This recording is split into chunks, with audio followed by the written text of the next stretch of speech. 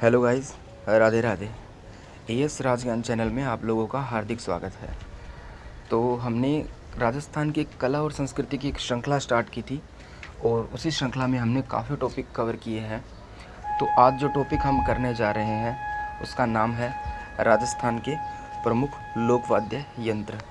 प्रत्येक एग्ज़ाम में एक या दो क्वेश्चन इनमें से देखने को मिलते हैं, तो उसी कारण ये एग्ज़ाम की दृष्टि से इम्पोर्टेंट टॉपिक हो जाता है। तो इसे एक ही क्लास में करने का प्रयास करेंगे। तो आइए स्टार्ट करते हैं राजस्थान के लोक वाद्य यंत्र। देखो, इसे 4 श्रेणियों में बांटा गया है। जो वाद्य यंत्र है ना, राजस्थान के 4 श्रेणियों में बांटा है। पहला है सुशिर वाद्य यंत्र, तत्व वाद्य यंत्र, घन वाद्य यंत्र और अवनद वाद्य यंत्र। सुशिर, सुशिर अर्थात सुशिर से तात्पर्य है हवा। देखो देखो ये जो सुशिर और तत् है ना, तत् मतलब तार और सुशिर मतलब हवा, ये दोनों ही स्वर उत्पन्न करते हैं, ध्यान रखना। अब अपने सुशिर वाद्य यंत्र को देखते हैं। सुशिर वाद्य यंत्र फूंक मारकर या हवा के माध्यम से स्वर उत्पन्न होता है ना जिनमें, तो वो कहलाते हैं सुशिर वाद्य यंत्र। और दूसरा है तत्व वाद्य यंत्र। तारों के माध्यम से स्वर उत्पन्न होता है ना, तत् मतलब तार, तारों के माध्यम से स्वर उत्पन्न होता है, उसे क्या कहते हैं? तत्व वाद्य यंत्र। अब आता है घन वाद्य यंत्र। धातु से निर्मित वाद्य यंत्र होते हैं। क्या होते हैं? धातु से निर्मित वाद्य यंत्र होते हैं जिस पर आघात करने पर आवाज़ उत्पन्न होती है। आघात मतलब पीट कर या बजाकर, ठीक है। अब आगे चलते हैं। ये दोनों आवाज़ उत्पन्न करते हैं, ये अवनद और घन। अवनद वाद्य यंत्र क्या है? चमड़े से बने होते हैं। किससे बने होते हैं? चमड़े से बने वाद्य यंत्र होते हैं जिस पर आघात करने पर आवाज़ उत्पन्न होती है, ठीक है। देखो, ये घन वाद्य यंत्र है ना, ये जो धातु से निर्मित होते हैं, इन्हें आपस में भिड़ाकर या आपस में एक दूसरे से मारकर, भिड़ाकर या एक दूसरे से मारकर बजाया जाता है, या लकड़ी के माध्यम से बजाया जाता है। होते हैं धातु के हैं और आवाज़ उत्पन्न करते हैं। और इसके अंदर क्या होता है? अवनद वाद्य यंत्र में ये चमड़े के बने होते हैं और इन्हें क्या होता है? आघात करके पीट कर बजाया जाता है, ठीक है, और आवाज़ उत्पन्न करते हैं। तो आगे देखते हैं हम, एक एक करके इनका क्लासिफिकेशन करते हैं। तो ये देखो, पहला है सुशिर वाद्य यंत्र। क्या है? सुशिर वाद्य यंत्र। तो इसमें हम पहला लेते हैं शहनाई, ठीक है, शहनाई लेते हैं। देखो, शहनाई सर्वश्रेष्ठ सुशिर वाद्य यंत्र है। अगर क्वेश्चन आए सर्वश्रेष्ठ सुशिर वाद्य यंत्र कौन सा है, तो आंसर होगा शहनाई। मांगलिक कार्यों में प्रयुक्त होती है ये। कहाँ होती है? मांगलिक कार्यों में। इसके राजस्थान के प्रमुख कलाकार कौन है? चांद मोहम्मद खां। इंपॉर्टेंट क्वेश्चन है कि शहनाई के बहुत महत्वपूर्ण राजस्थान के कलाकार कौन है प्रमुख? चांद मोहम्मद खान। भारत में शहनाई के प्रमुख कलाकार आप सब लोग जानते हैं, बिस्मिल्लाह खान। आगे चलते हैं। ये है भूंगल। ये भेड़ वाला है भूंगल। भूंगल देखो, प्राचीन समय में युद्ध में प्रयुक्त होता था, युद्ध के अंदर प्रयुक्त होता था। अन्य नाम है इसका रणभेरी। अन्य नाम है इसका रणभेरी। जाति जिसके द्वारा ये बजाया जाता है ये है भवाई जाति। जो भवाई जाति है ना, इसके द्वारा भूंगल वाद्य यंत्र बजाया जाता है, जो कि एक सुशिर वाद्य यंत्र है, अर्थात हवा से या फूंक मारकर बजाया जाता है। बांसुरी भगवान श्री कृष्ण का प्रमुख वाद्य यंत्र है और इसके प्रमुख कलाकार हैं Hari Prasad Chaurasia. Important question. Next चलते हैं अलगोजा। ये है राज्य वाद्य यंत्र। राजस्थान का राज्य वाद्य यंत्र अलगोजा है। निर्माण इसका होता है सुपारी की लकड़ी से। किसकी लकड़ी से होता है? ये भी इंपॉर्टेंट क्वेश्चन है, इंपॉर्टेंट नोट है ये एकदम, कि सुपारी की लकड़ी से अलगोजा बनाया जाता है, ठीक है। 4 छेद वाली 2 बांसुरी होती है। इसमें 4 छेद वाली 2 बांसुरी होती है। प्रमुख कलाकार रामनाथ चौधरी। बहुत ज़्यादा इम्पोर्टेंट है, मोस्ट इम्पोर्टेंट है। अलगोजा में से क्वेश्चन बनने के 100% चांस है, क्योंकि नाक से अलगोजा बजाया था रामनाथ चौधरी ने, इसलिए उनका नाम इंडिया बुक में शामिल है। किस में शामिल है? इंडिया बुक में। बड़ा पदमपुरा गांव से है रामनाथ चौधरी, है ना, बड़ा पदमपुरा गांव से है, जो कि जयपुर में पड़ता है। पहले जयपुर ग्रामीण में था और ज़िले चेंज हुए थे, तब अब इनको जिलों की श्रेणी से हटा दिया गया, जयपुर ग्रामीण को वापस जयपुर कर दिया गया। तो बड़ा पदमपुरा गांव से है, जो कि जयपुर में पड़ता है। अब आगे चलते हैं। अलगोजा सर्वाधिक प्रचलित कहाँ है? हड़ौती और अलवर में, ठीक है। अब देखो सतारा। देखो, नाम से तो ऐसे लग रहा है सतारा, तारा, तार से तात्पर्य है तार से हो रहा है यहाँ पे, बट ये सतारा तार वाद्य यंत्र अर्थात तत्व वाद्य यंत्र नहीं है, ये है सुशिर वाद्य यंत्र। ओके, देखो शहनाई, अलगोजा और बांसुरी का मिश्रित रूप है ये, क्या है, सतारा। पश्चिमी राजस्थान में मुस्लिम कलाकार या गडरियों द्वारा बजाया जाता है, इतना याद रखना। इसमें देखो इम्पोर्टेंट क्वेश्चन ये बनता है, अगर श्रेणी पूछ लेना सतारा, तो हम अचानक क्या करते हैं, सतारा के पीछे तार देखकर और अचानक क्या करते हैं, तत्वाद्य यंत्र करते हैं, बट ये है सुशिर वाद्य यंत्र में। ठीक है, अब चलते हैं बिगुल। बिगुल क्या है, वर्तमान में राजस्थान पुलिस के जवानों व आर्मी वालों द्वारा प्रयुक्त किया जाता है। पुलिस में ज़्यादा फेमस है ये और आर्मी में। प्राचीन समय में युद्ध में बजाया जाता था बिगुल। ठीक है, अब चलते हैं आगे। बांकिया। देखो एक क्वेश्चन तो बहुत ज़्यादा इम्पोर्टेंट बनता है, श्रेणी का क्वेश्चन, कि 4 श्रेणियां हैं वाद्य यंत्रों की और तीन वाद्य यंत्र तो देंगे एक श्रेणी से और एक वाद्य यंत्र देंगे अलग श्रेणी से, तो उनको डिनोट करना है कि कौन सा अलग है। ठीक है, तो ये ध्यान रखना है इनके नाम। अब आता है बांकिया। बांकिया क्या है, बिगुल का बड़ा रूप है बांकिया। बिगुल यही वाला, ये देखो, ये बिगुल का बड़ा रूप है बांकिया। सरगड़ा जाति द्वारा बजाया जाता है, इंपॉर्टेंट है, सरगड़ा जाति द्वारा बांकिया बजाया जाता है। सिंगा और सिंगी, अन्य नाम है रणसिंगा। सिंगा सिंगी का अन्य नाम है रणसिंगा। प्राचीन समय में ये भी युद्धों में बजाया जाता था। आकार है इसका धनुषाकार। निर्माण प्राचीन समय में जानवरों के सींग द्वारा, अब सींग से बनाना बैन हो गया, इसलिए वर्तमान में पीतल की धातु से बनाया जाता है। सिंगा सिंगी नाम से पता है कि सींग के आकार का होता है और सींग से बनाया जाता है, और प्राचीन समय में ये सींग से बनता था और वर्तमान में सींग से बैन कर दिया इसको बनाना, क्योंकि उससे जानवरों को नुकसान पहुंचता है। तो सिंगा सिंगी, इसका अन्य नाम रणसिंगा। अब आगे चलते हैं, ये है मशक। क्या है, मशक। ठीक है, ये बगल में रख के बजाई जाती है, आप लोगों ने देखी होगी शादी विवाह में। उपनाम है इसका मशक बाजा। आधुनिक युग का बैग पाइपर, इम्पोर्टेंट उपनाम है इसका। बकरे की खाल से निर्मित होता है, काख में या बगल में रख कर बजाते हैं, आकार इसका थैलीनुमा होता है, याद रखना। ओके, आगे चलते हैं। मोरचंग। देखो मोरचंग, ये बहुत ज़्यादा इंपॉर्टेंट क्वेश्चन है मोरचंग का। अन्य नाम है इसका जूझोर। ये बहुत बार एग्जाम में पूछा गया है कि कौन सा वाद्य यंत्र है और कौन सी श्रेणी का है जिसे जूझहार कहा जाता है। तो एक छोटा सा वाद्य यंत्र है जिसे मुंह में रख के बजाया जाता है, और ये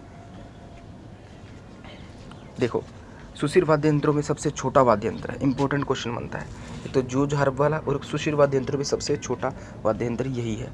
दोनों होठों के बीच में रखकर बजाया जाता है। ठीक है, दोनों होठों में रखकर फूंक मारकर हाथ से बजाया जाता है। ठीक है, अब चलते हैं टोटो। ये इंपॉर्टेंट है, शहनाई का देसी वर्जन, मतलब जो देसी शहनाई होगी ना उसको बोल देंगे हम टोटो। भील व डोली जाति द्वारा प्रयुक्त होती है। ठीक है, उनके द्वारा बजाई जाती है टोटो। नड़ क्या है, प्रमुख कलाकार नड़ के हैं कर्णा भील। इंपॉर्टेंट क्वेश्चन कि नड़ क्या है, एक सुशिर वाद्य यंत्र है और इसके जो इम्पोर्टेंट कलाकार है उनका नाम है कर्णा भील। ऊँट के रेवड़ चराने वालों द्वारा प्रयुक्त होती है। ऊँट के जो रेवड़ चराते हैं ना उनके द्वारा नड़ को बजाया जाता है, जो कि सुशिर वाद्य यंत्र है। एक होता है पुंगी या बीन। पुंगी या बीन सुना होगा आपने, कालबेलिया जाति का प्रमुख वाद्य यंत्र है पुंगी या बीन। सांप को मोहित करने के लिए उपयोग में लाया जाता है और बजाया जाता है। ठीक है, अब आगे चलते हैं। आगे है शंख, समुद्री जीवों से निर्मित है, मंदिरों व युद्धों में बजाया जाता है, पता है आप लोगों को। नागफणी, पीतल की धातु से बना होता है ये नागफणी, धातु से निर्मित नाग आकार का वाद्य यंत्र। ठीक है, पीतल से बना होता है और फूंक मार कर बजाया जाता है, और धातु से निर्मित नाग के आकार का वाद्य यंत्र है, इसलिए इसको नागफणी बोल दिया। सुरनाई, देखो सुरनाई प्रमुख कलाकार है पेम्पे खां मांगणियार बाड़मेर से। इंपॉर्टेंट क्वेश्चन है, शहनाई नहीं है, शहनाई नहीं है, क्या है, सुरनाई। प्रमुख कलाकार है पेम्पे खां मांगणियार बाड़मेर।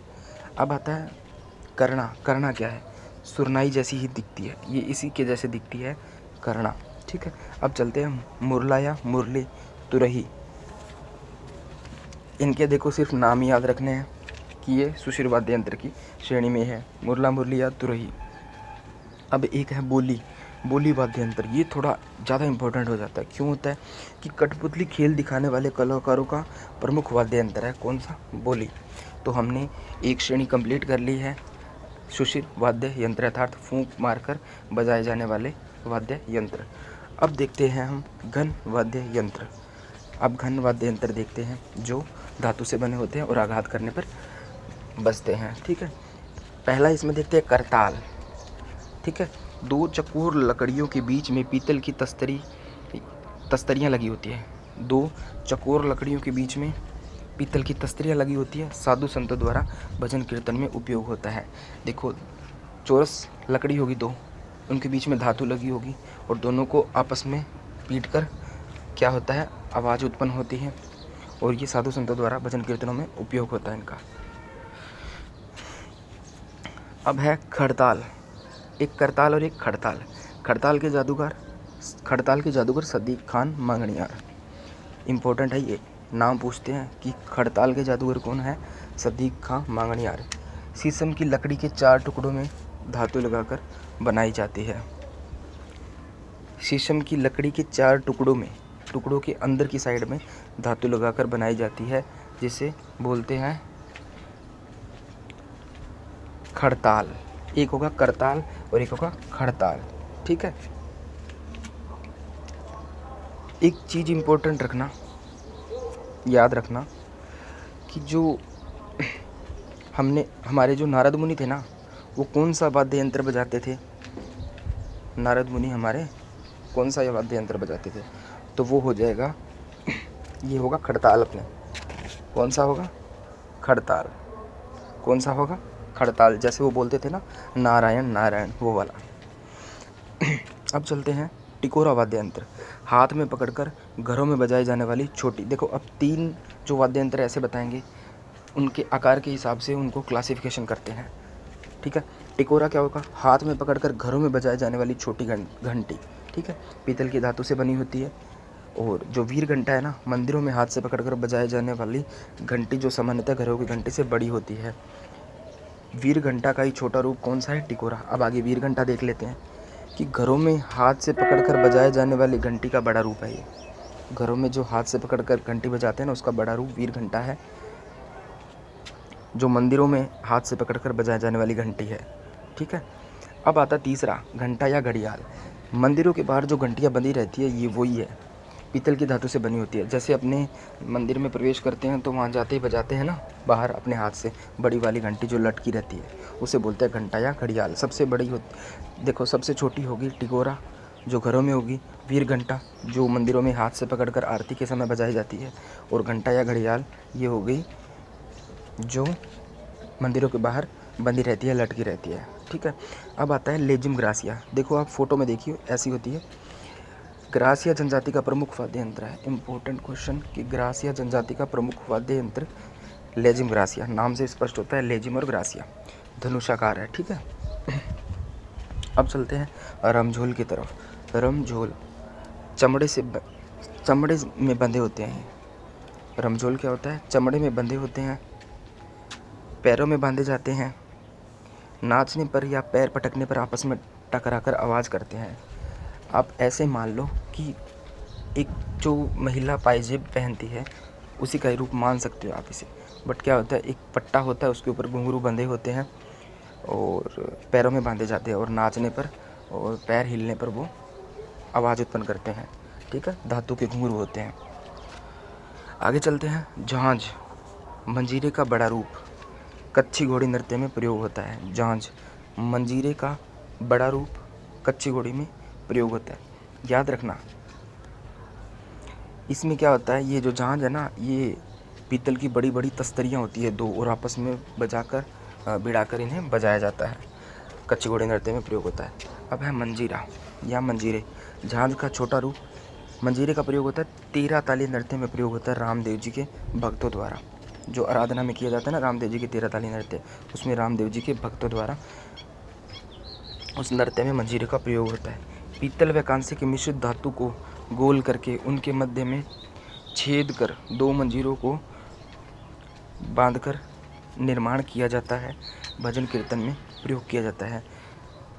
मंजीरा पता लग गया आपको क्या है, पीतल व कांसे की मिश्रित धातु को गोल करके उनके मध्य में छेद कर 2 मंजीरों को बांधकर निर्माण किया जाता है। ठीक है, ओके।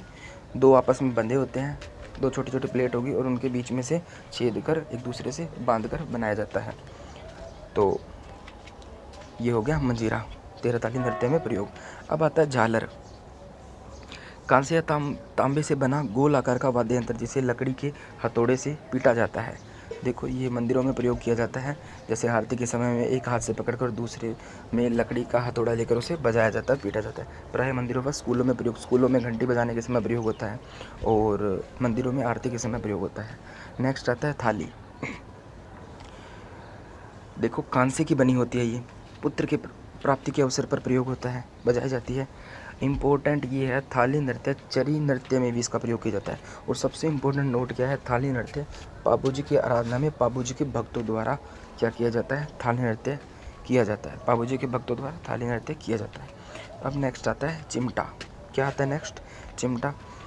इस वाद्य यंत्र को लोहे की 2 पतली पट्टियों को मिलाकर बीच में गोल छल्ले लगाकर बनाया जाता है, जैसे चिमटा होता है और चिमटे के अंदर छेद करके पीतल की तस्तरियाँ लगी होती है और जैसे उनको आपस में भिड़ाते हैं पत्तियों को, तो ये क्या होता है, ये जो तस्तरियाँ है ना ये बजती है, तो इसे क्या बोलते हैं, चिमटा। चिमटे की तरह होता है, आप लोगों का देखा होगा, भजन कीर्तनों में प्राय उपयोग।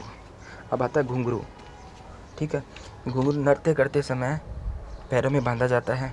ठीक है, पाजेब की तरह होंगे, छोटे छोटे घुंघरू होंगे और वो क्या होंगे, छोटे छोटे घुंघरू होंगे और पैर में बांध कर नृत्य करते हैं, तो वो आपस में आघात होके बजते हैं। ठीक है, अब आता है डांडिया। इम्पोर्टेंट, लकड़ी की 2 सूखी डंडियों से निर्मित होते हैं। अब देखो नोट, प्राय सामान्यतः राजस्थान के लोक नृत्य घूमर, गीदड़, गेर व गुजरात में गरबा नृत्य में प्रयोग किया जाता है। घूमर में, गीदड़ में, गेर व गुजरात में गरबा नृत्य में प्रयोग होता है। भरनी क्या है, अब देखो इम्पोर्टेंट आता है, मिट्टी के मटके के संकरे मुंह पर कांसे की प्लेट मढ़कर 2 डंडियों की सहायता से बजाया जाता है, उसे कहते हैं भरनी वाद्य यंत्र, जो कि एक घन वाद्य यंत्र है। ठीक है सॉरी। अब चलते हैं, अब है अवनद वाद्य यंत्र। ये तीसरी श्रेणी है। क्या है, अवनद वाद्य यंत्र। ये है डेरू, डमरू का बड़ा रूप। इसके दोनों तरफ चमड़ा मढ़ दिया जाता है। क्या किया जाता है, डमरू के दोनों तरफ, सॉरी डेरू है, डमरू आगे देखेंगे। तो डमरू का बड़ा रूप क्या है, देखो सबसे पहले हमने कवर किया था सुशिर वाद्य यंत्र, और सुशिर वाद्य यंत्र के बाद में हमने ये देखो कवर किया था घन वाद्य यंत्र। ठीक है, अब घन वाद्य यंत्र के बाद में हम कवर करेंगे अवनद वाद्य यंत्र, और अवनद वाद्य यंत्र के बाद में हम कवर करेंगे तत्व वाद्य यंत्र। ठीक है, अब हम देखते हैं अवनद वाद्य यंत्र।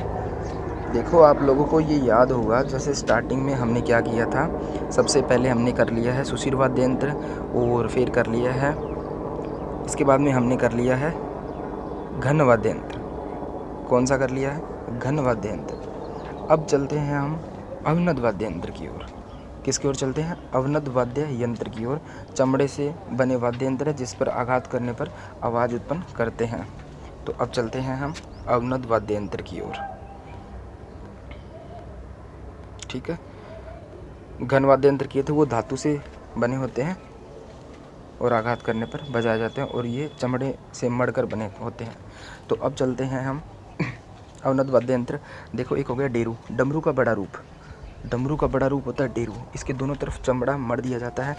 यह जाहर पीर गोगा जी व भील जाति के भक्तों का प्रमुख वाद्य यंत्र है। याद रखना, डेरू जाहर पीर गोगा जी के जैसे वो डाउन डाउन डाउन डाउन करके बजता है ये। ठीक है, भील जाति और गोगा जी के भक्तों द्वारा प्रमुख वाद्य यंत्र है, उनके द्वारा प्रयोग किया जाता है। अब आता है डमरू, ये डेरू से छोटा होता है। इसके भी दोनों सिरों पर चमड़ा मढ़ा रहता है और बीच के पतले हिस्से में 2 गांठ वाली रस्सियां बंधी होती है, जो कलाई के हिलने पर चमड़े पर पड़कर आवाज़ करती है। आप लोगों का वो मदारी वाला खेल देखा होगा, बंदर वाला, तो वो जो बजाता है वो डमरू ही होता है। ठीक है, ये भगवान शिव जी का वाद्य यंत्र है, पता है आपको। अब आता है ढोलक, सबसे प्राचीन वाद्य यंत्र, अवनद वाद्य यंत्र है। इंपॉर्टेंट क्वेश्चन है, क्वेश्चन ये है एग्जाम में कि सबसे प्राचीन अवनद वाद्य यंत्र कौन सा है, वो है ढोलक। ठीक है, इसके भी दोनों ओर बकरे की खाल मढ़ दी जाती है, दोनों ओर बकरे की खाल मढ़ दी जाती है और ये बजाया जाता है शुभ अवसरों पे। अब आता है मांदल। क्या है, मांदल भीलों द्वारा गौरी लोक नाट्य में प्रयुक्त। इंपॉर्टेंट है, मांदल किसके द्वारा प्रयुक्त होता है, भीलों द्वारा कहाँ होता है? गौरी लोक नाट्य में प्रयुक्त होता है। मांदल बनाने हेतु प्रसिद्ध ये है नाथद्वारा राजसमंद। कि मांदल बनाने हेतु प्रमुख स्थान कौन सा है? नाथद्वारा राजसमंद। यह भील गरासिया आदिवासी जाति है जो का प्रमुख वाद्य यंत्र है। ठीक है। मांदल का एक सिरा बड़ा मुंह का होता है व दूसरा सिरा छोटे मुंह का होता है। जैसे ढोलक के आकार का होता है, एक सिरे से तो बड़ा होता है गोल, और दूसरे इससे से छोटा होता है गोल, और चमड़ा मड़कर बना होता है। ठीक है, होता ढोलक के आकार का ही है। अब है मृदंग या पखावज। अन्य नाम है इसका पखावज, और प्रमुख कलाकार है इसके पुरुषोत्तम दास और भवानी शंकर। इम्पोर्टेंट है कि मृदंग या पखावज के प्रमुख कलाकार पुरुषोत्तम दास या भवानी शंकर। अब आता है ढोल। देखो ढोलक और ढोल अलग अलग है। सबसे प्राचीन अवनोद वाद्य यंत्र पूछेंगे तो आएगा ढोलक। ठीक है, और ये ढोल आ गया अलग। तो ढोलक और ढोल दोनों अलग अलग है। इसका निर्माण भी लोहे या लकड़ी के खोखले गोल घेरे पर चमड़ा मढ़कर किया जाता है। ठीक है। अब आता है माटे या माठ। बाबूजी के भक्तों द्वारा बाबूजी के पवाड़े गाते समय प्रयुक्त होता है। अब बाबूजी के पवाड़े क्या है? बाबूजी की लोक गाथा है ना, जो किसके द्वारा गाई जाती है? बाबूजी के भक्तों द्वारा गाई जाती है। उस समय माटे या माठ वाद्य यंत्र प्रयोग किया जाता है। यह मिट्टी का एक बड़ा मटकेनुमा पात्र होता है जिसके मुंह पर चमड़ा मढ़ दिया जाता है। देखो एक तो मटके की तरह कौन सा था, अभी जस्ट अपनों ने देखा, मटके की तरह था एक तो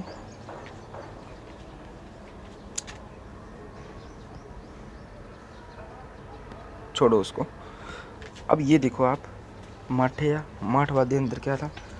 बाबूजी के भक्तों द्वारा बाबूजी के पवाड़े गाते समय प्रयुक्त होता है, और मिट्टी का एक बड़ा मटकेनुमा पात्र होता है जिसके मुंह पर चमड़ा बांध दिया जाता है। अब आता है खंजरी। खंजरी अवनद वाद्य यंत्र कामड़ जाति द्वारा प्रयुक्त होता है। इसके एक और चमड़े से मढ़कर डंडियों से बजाया जाता है। इसके खंजरी है ना, खंजरी, इसमें क्या होता है? एक और ही चमड़ा मढ़ा जाता है। ठीक है, और बजाया जाता है। अब है चंग ढप या घेरा। चंग ढप या घेरा यह गोल लकड़ी पर पशु की खाल मढ़कर बनाया जाता है। होली के अवसर पर प्रयुक्त होता है, और सिखावटी क्षेत्र के गीदड़ व ढप नृत्य में भी इसका प्रयोग होता है। याद रखिएगा, इंपॉर्टेंट है। नगाड़ा। ठीक है, सामान्य दो नगाड़े छोटा व बड़ा साथ बजाए जाते हैं। नगाड़ा नाम आता है, वहाँ दो नगाड़े होंगे, एक बड़ा होगा और एक छोटे होंगे। मेवात क्षेत्र में प्रचलित है। मेवात मतलब अलवर, भरतपुर। नगाड़ा के जादूगर, इम्पोर्टेंट क्वेश्चन, रामकिशन सोलंकी। नगाड़ा के जादूगर रामकिशन सोलंकी। सुपारी के आकार का नौबत की भांति पर उससे छोटा यंत्र है। सुपारी के आकार का नौबत की भांति पर उससे छोटा वाद्य यंत्र है। ओके, नौबत की भांति है ये, पर उससे छोटा है। आगे चलते हैं।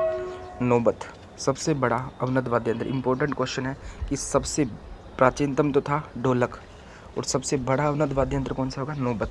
नगाड़े का बड़ा रूप, ये जो नगाड़ा है ना, इसका बड़ा रूप हो जाएगा।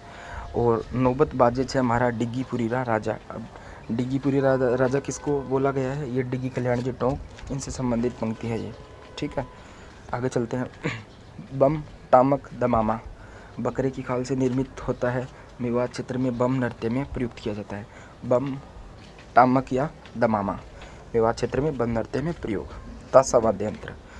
तासा अवनद वाद्य यंत्र लोहे के चपटे कटोरे पर बकरी की लोहे का चपटा कटोरा बकरी की खाल मढ़कर बनाया जाता है। तासा वाद्य यंत्र यह गम में बजाया जाने वाला वाद्य यंत्र है।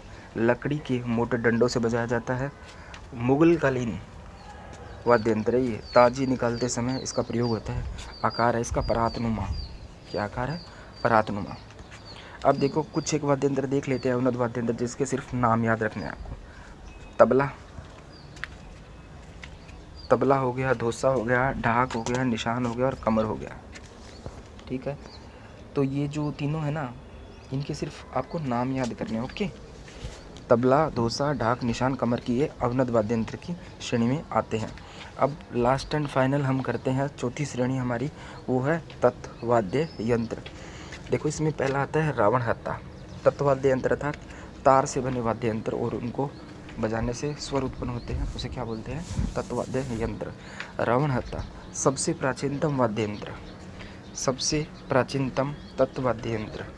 सबसे प्राचीनतम, यहाँ तत् लिख लेना, तत्वाद्य यंत्र। ओके। 9 तार होते हैं रावणत्ता में, 9 तार होते हैं।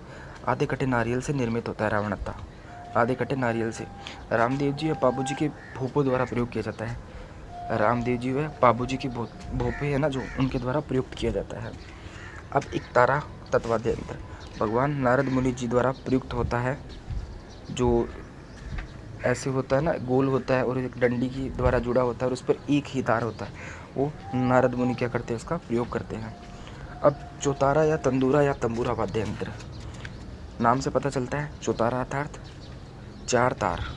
ठीक है, 4 तार प्रयुक्त बजाने हेतु उंगलियों में मिजराब पहना जाता है। इम्पोर्टेंट क्वेश्चन है कि कौन सा ऐसा वाद्य यंत्र है जिसे बजाने के लिए उंगलियों में मिजराब पहना जाता है, वो है चौतारा, तंदूरा या तंबूरा।